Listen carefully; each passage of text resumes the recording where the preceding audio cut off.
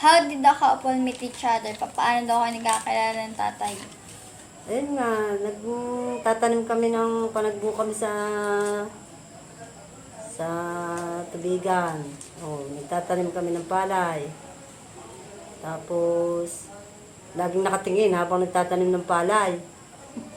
Tapos, doong mga ilang araw, nanghaharana sila, mga kabarkada niya. Oh.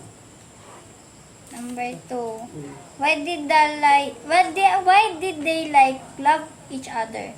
Papaano daw ninyo minahal ang tatay?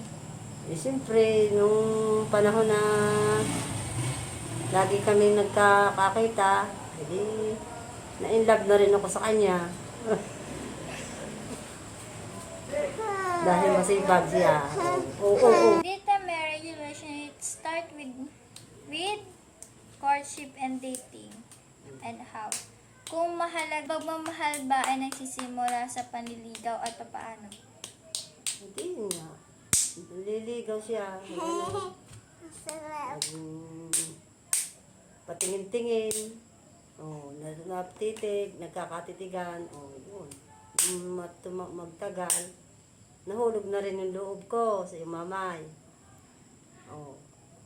Oh, tapos lagi na lang silang napunta at harana uli, nanghaharana uli. Ganoon ang panahon noon. Courtship and dating important to them in choosing a lifetime partner and why? Kung mahalaga daw ang pagpili ng partner panghabang buhay at bakit? Hindi nga, mahalaga nga at para may kasama sa habang buhay na pagsasama. Sa'yo na.